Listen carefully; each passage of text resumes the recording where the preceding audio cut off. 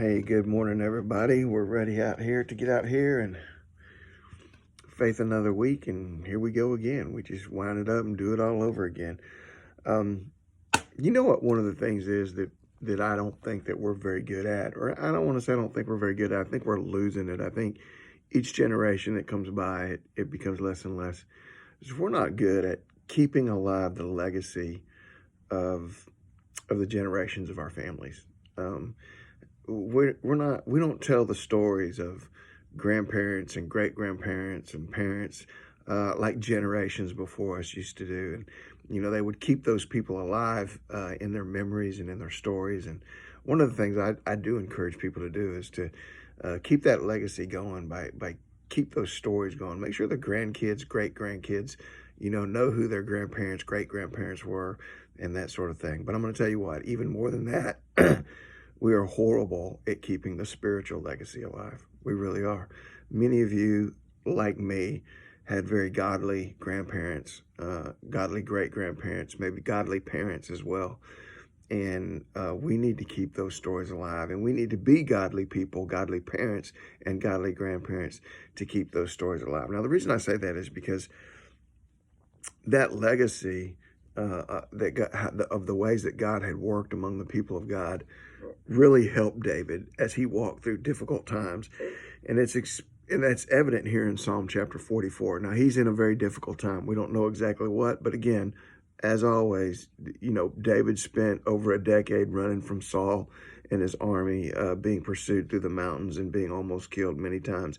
His enemies were often after him, and he was often crying out to the Lord for that. So we know that this is a reality of David's life, and I'm sure that sometimes emotionally it just got to him.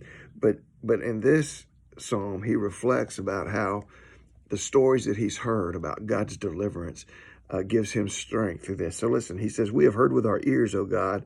Our fathers have told us the deeds you did in their days, in the days of old. You drove out the nations with your hand, but them you planted. You afflicted the peoples and cast them out. But they did not gain possession of the land by their own sword, nor did their own arm save them. But it was your right hand, your arm, the light of your countenance, because you favored them." So he's reflecting back about all the stories that have been passed down about how God brought them out of Egypt, about how God took them into the promised land, about how God knocked the walls down at Jericho and did all those kinds of things. And telling these stories gave him strength to go through this thing that he's going through. He goes on and he recounts all these things that are happening to him. And then he says, "All of this has come upon us, but we have not forgotten you, nor have we dealt falsely with your covenant." In other words, because of all these stories that they've heard and all these things have come upon him, he said, "But you know what? We haven't forgotten you, God, because we know what you're still capable of. And so we are staying true to you and true to your covenant."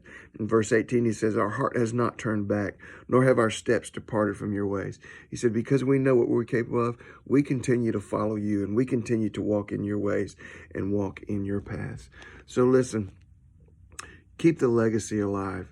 Keep it alive in your life. Keep it alive with your children, for your grandchildren.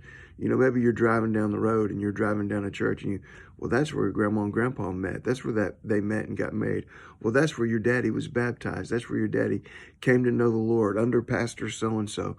Maybe you meet someone in Walmart and you spend a little time chit-chatting and you can walk away and you say, that was a person that really prayed with me and helped with me through a difficult time. And you can tell your kids, this is what was going on and this is how they ministered to me. And you can talk about what the Lord did in your life. But keep the legacy alive. Keep the spiritual legacy alive. If you're a member of our church, you know that I have a thing where I have a lot of stories about my grandparents and where I get spiritual lessons out of those things. And look, so just keep those spiritual legacies alive. They give us strength. They give us hope. They give us something to hold on to. We have heard what our fathers did, and we know that he can do it in our lives too.